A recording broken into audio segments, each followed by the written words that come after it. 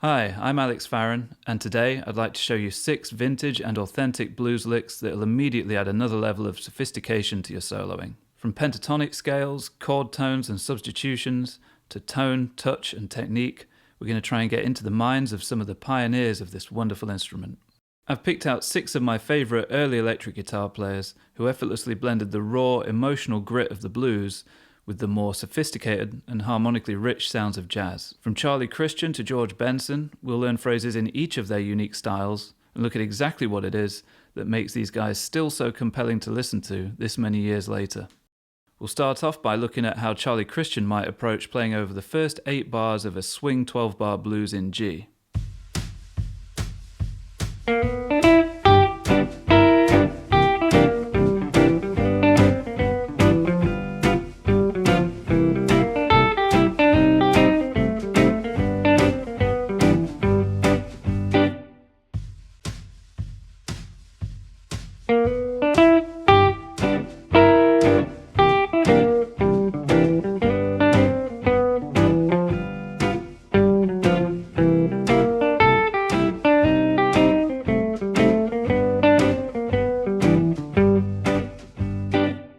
So Charlie was always really good at outlining the changes. You can really hear what's happening harmonically with his playing. And often he's using just very simple shapes as his reference point. For example, the way we start this line, we're really thinking of this G major shape here. It's like the top 4 strings of a G bar chord. Now if you take these notes as your target notes, we can decorate around those notes with some common elements. For example, picking out the major third but approaching it from a semitone below with a hammer on. That's a very typical thing in the blues. You could also approach it from a semitone above and go either side of it. That's very common too. So from above to below and then finally landing that target note. That's what we call an enclosure. And like a lot of swing players, Charlie was also very fond of adding the 6th degree of the scale. So if we want to find that, we just need to take a G major scale and count through 1, 2, 3, 4, 5, 6, E.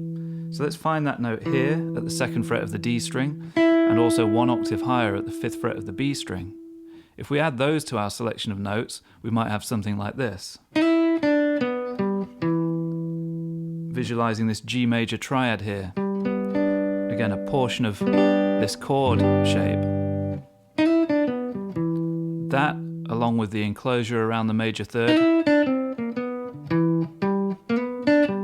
gives us plenty of great ammunition for playing over the G major chord in a bluesy style. And check out this cool little double stop. To me, that's a real rockabilly thing. I think in some ways Charlie might have been the first rockabilly player. And again, that's that 6th interval, but with the minor third on top. We could be thinking G minor blues scale, or simply G minor pentatonic, with the addition of the 6th. Now, as we said, Charlie Christian and all of these guys we're going to focus on today were really good at outlining the chord changes. So with that said, in bar number 2 we go to the C7 chord. You can visualize this C7 chord shape here and simply arpeggiate this and turn it into a phrase, targeting the C7 chord tones, the root, the 3rd, the 5th and the flat 7. Now we go back to the G chord, and again we're going to slide into the major third from a passing note a semitone below, and then go above, and then around it again. Notice how much we're enclosing that note. Adding the 6th in there, as well as the 5th down low, of course, and then finishing that phrase on the flat 7 to imply a G7 sound, which wants to then lead us back again to the C7. So we're setting up the next chord change. Now over the C7 this time we're thinking of C9, which is like a C7 with another extension thrown in, the 9. Charlie would very often use a 9th chord arpeggio, and some people call these things 3 to 9 arpeggios, because if we're thinking of C7, we're going from the 3 to the 5 to the 7, the flat 7, to the 9. 3, 5, 7, 9. And then we carry on above, adding the 13 on top. Oh, and do notice that we walk down chromatically into that phrase. Now, something that was very typical of the 1930s swing blues style was that in bar number 6, instead of just simply staying on the C7 chord, we go to what we call the 4 minor. So C is the 4, so 4 minor is C minor. and that leads you beautifully back to G. I mean, listen to that as a progression. C, C minor, back to the G. So a lot of players of this era, and Charlie is no exception, in bar number 6 will choose to outline that C minor chord. Check it out with the chords.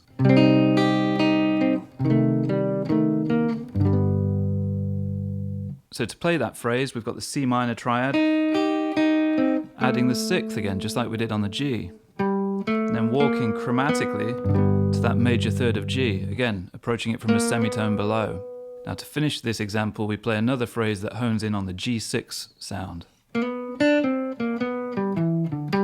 Only this time, instead of playing the 6th here on the D string, we're playing it on the A string.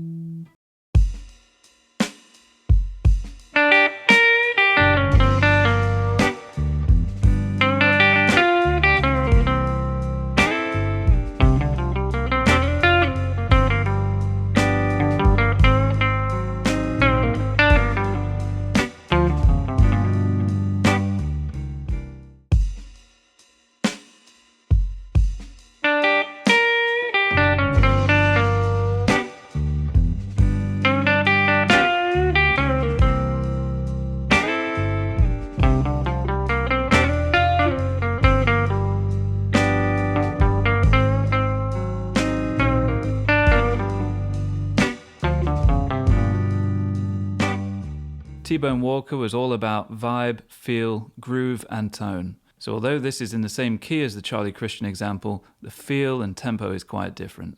With the Charlie Christian one, we had that swing feel, sort of mid-tempo swing. With this one, we're going for that more Stormy Monday, kind of slow blues, triplet feel.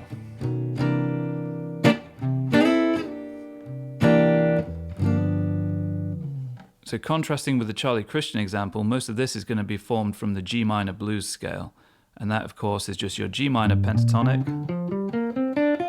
but with the flattered 5th added. Now, tone is a big part of T-Bone's style, and one thing he was really known for was picking right near the bridge. And just listen to what a difference that makes. If I play our opening lick here and pick it normally, versus nearer the bridge. So if you really want to embrace that T-Bone Walker energy, definitely get comfortable with picking near the bridge. It's something that I use a lot in my own playing, usually in some contrast to picking in other positions. You know, play around with the different tones you can get. Just by adjusting your picking position. It's quite amazing, really. So bending.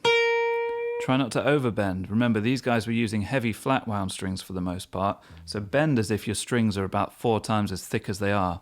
I mean, these are 12s on here, and I still find that it's easy to accidentally overbend, and that doesn't really put the right energy into the sound. We want it to sound more pained and aggressive, so a quarter bend at most. And then as we come down here, we're getting that dissonant flat 5 sound, and then finishing that phrase on another quarter bend. And then we play this classic T-Bone Walker and Chuck Berry lick, where you bend the 5th fret of the G string, and then bar the top 2 strings, and another bend at the 6th fret of the B string, and landing this phrase on the C note as the chord C arrives. So we are still kind of thinking a little bit about landing chord tones at the right time. Then we simply walk up the first shape of the G minor pentatonic scale, a little slide out into shape 2, very common lick, and then go back the way you came, resolve back to the G chord on its root note here. And then the rest of it, aside from the final note, are just going to be G minor pentatonic. Some nice technique in there, pre-bend, let it fall, pull off to the 3rd fret, hammer back onto the 5th fret, and then pick the B string, and then come down this triad. G minor triad, where we're kind of bending slightly towards the major 3rd. Now speaking of the major 3rd, we bring it in at the very end there. Now for our next example, we're going to be channeling our inner B.B. King, hence the switch to this guitar. Also, we're going to need to be able to do some fairly hefty string bends, so the 12 gauge strings on that archtop are not going to cut it. And like our previous example, this is played over the opening 4 bars of a slow blues in G.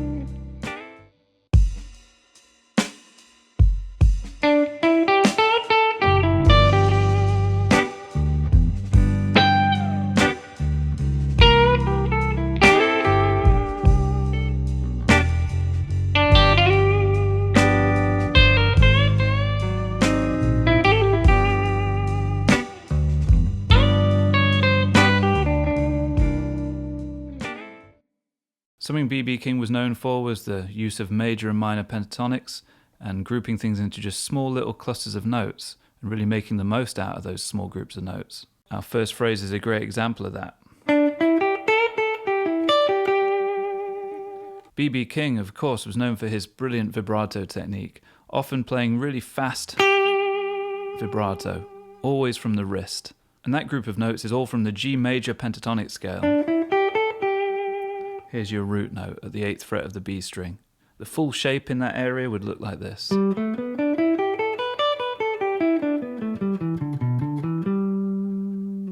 Now another one of BB's calling cards. Simply the root note of the key that we're in, and muting the next couple of strings with spare fingers on your fretting hand, and then strike those strings and slide away. It's like a nice little percussive accent. Now in bar number 2, where we go to the 4 chord, the C7, he's going to use that same group of notes, but add the flat 7 of C. So again, a bit of thought going into the chord tones that we need to be targeting. Notice the use of dynamic range, picking some notes really quietly and really hitting hard on other notes. Also, the late little hammer-on after a long-held note. Now in bar number 3, we go back to the 1 chord, the G7, switching from the G major pentatonic to the G minor pentatonic. And we can simply use that same little blues triangle portion of this shape 2 frets lower, and then extend onto the top string.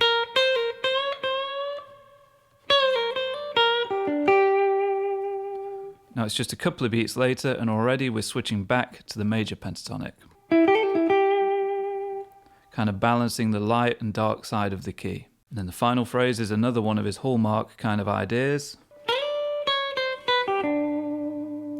So visualize this G major triad here, find that lowest note, the 5th, 1 octave higher, and walk down chromatically to the 3rd, and then again some sweet vibrato on the end.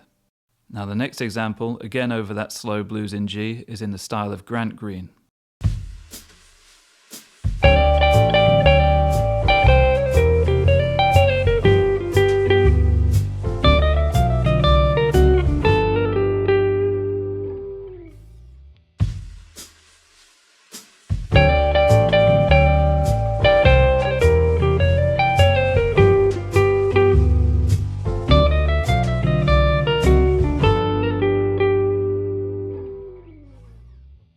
So, in the style of Grant Green, over that same slow blues, only this time it's the final few bars of the progression. So the turnaround section, where we're navigating from the 5 to the 4 to the 1, and then the 5 again to turn us around to go back through the whole 12 bar. This whole example is based off one of my favourite Grant Greenisms, which is this double stop blues scale thing.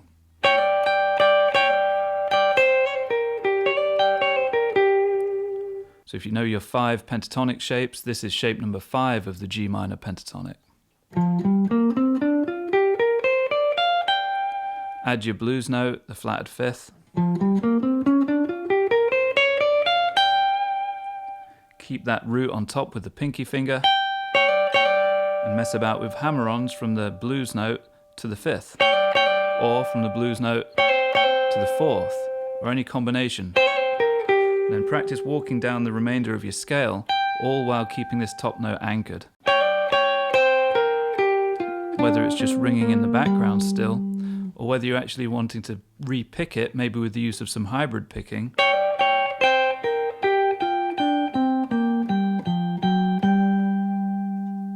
pretty cool. Now, Grant Green is one of those players who's really accessible if you're just getting into the jazzy side of the blues, because he does base a lot of things off your blues scales and your pentatonics, but when the timing is right, he'll come out with some crazy altered lick. You're like, whoa, what's that? Amazing sounding thing. And that's exactly what we're going to do here over the D7, the 5 chord of our key. And by the way, the 5 chord is the perfect chance to start trying to throw in some of these slightly more advanced and jazzy sounding extensions. Simply take the root of that D chord and walk up chromatically in position. And then we come down an augmented triad. So we're bringing in some fancy jazzy things here. Sharp 9, flat 9, sharpened 5th. If we were to play a chord that incorporated those elements, it might be this. D7, sharp 5, sharp 9, or D7, sharp 5, flat 9. And listen to how nicely that resolves to the G9 in this case. And then simply resolving to the root of the G chord.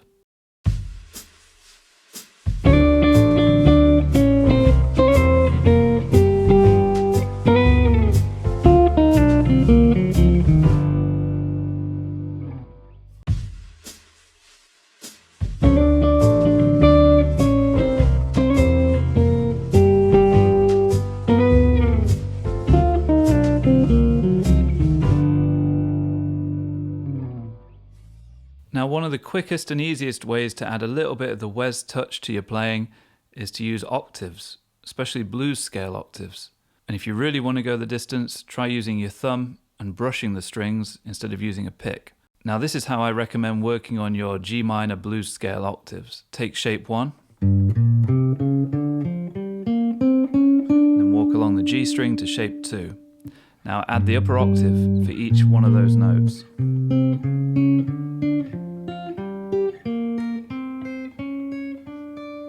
Practice making sure that you're muting, damping the strings in between so you don't get any horrible unwanted open strings.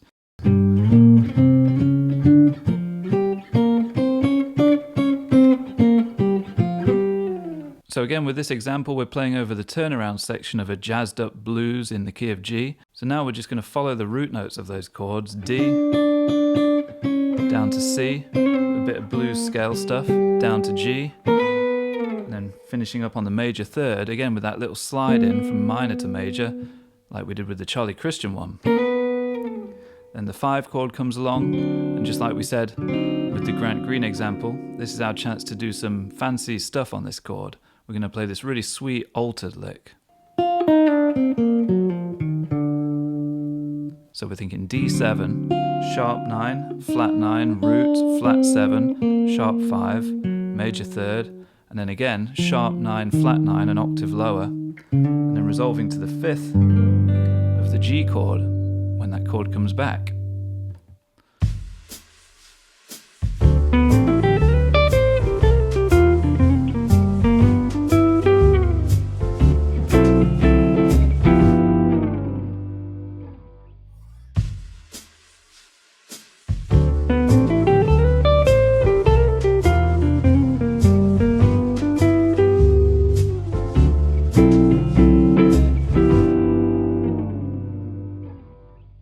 So that was our final example, and it was in the style of George Benson. One of the many things that he's known for, similar to Wes, is that he likes to target the upper extensions of chords. So again, we're on the final 4 bars of a 12-bar blues, and we're starting on the D7 at this point.